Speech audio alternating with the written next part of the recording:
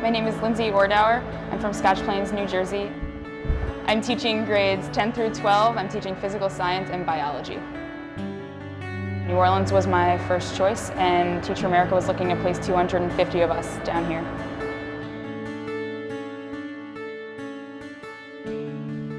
Lindsay Ordower went to Mount Holyoke College in Massachusetts and afterwards planned to go directly to medical school.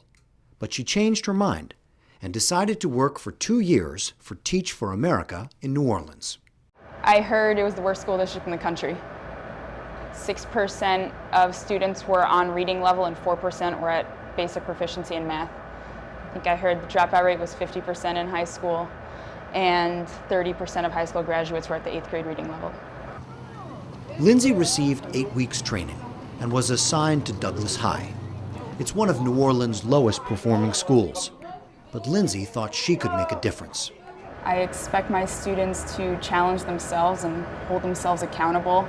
I don't want them to come to school because it's what they have to do and they're expected to do, but because they see the value in it and they see how they can use it to their advantage.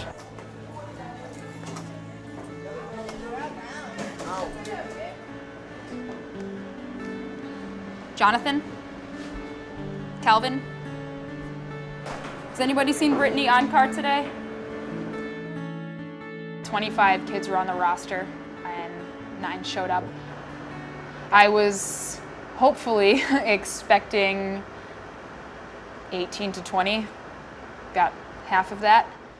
She didn't let it bother her and proceeded with the plan she'd made for her first class. But I want to do a little icebreaker with you guys.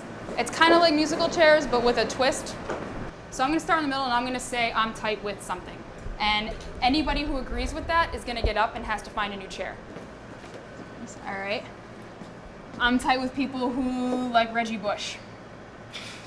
Saints running backs? No? All right. I'm tight with people who play basketball. She got off to a shaky start. All right, we're going to move on. So you guys want to take your chairs back to your desk? The icebreaker didn't work as well as I thought. But as class progressed, Lindsay seemed to get her footing. All right, so science is all about investigation. Right? It's really important that we know what's in the water that we're drinking, that we're showering in, that we're washing our dishes in.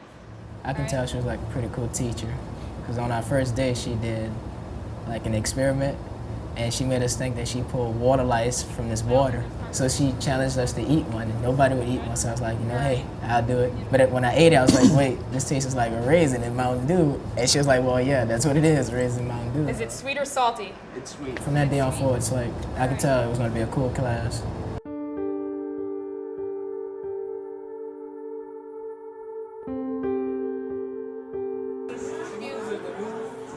Attendance continued to be a major issue for Lindsay Ordower.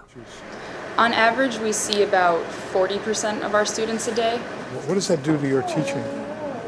It slows it down. It slows my teaching down a lot. I feel like I'm always playing catch up, and we are right now about, I would say we're about a month to 2 months behind.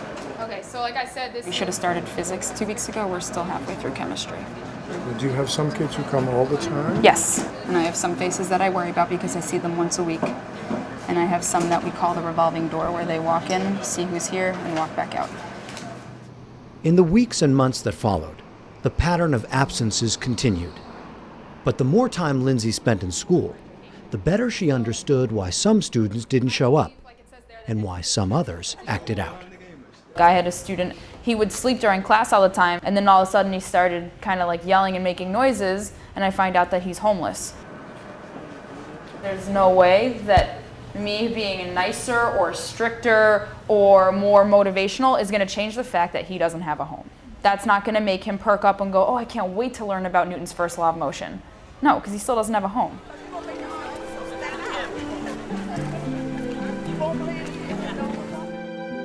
All year long, Lindsay had been preparing her students to take Louisiana's state test, which they'd have to pass to graduate. Okay.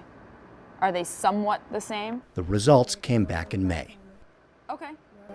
I'm very proud of my kids. I think they're doing very hard work. Yesterday, all of our retesters got their test results back, and so many of our kids passed. You don't too often get a teacher who's really dedicated to help you make a better future for yourself. She's like 1 out of 5 teachers that actually told me, yes, you can do this. The more you learn, the smarter you get. The more you Lindsay finished out the year and came back in the fall for another at Douglas High School.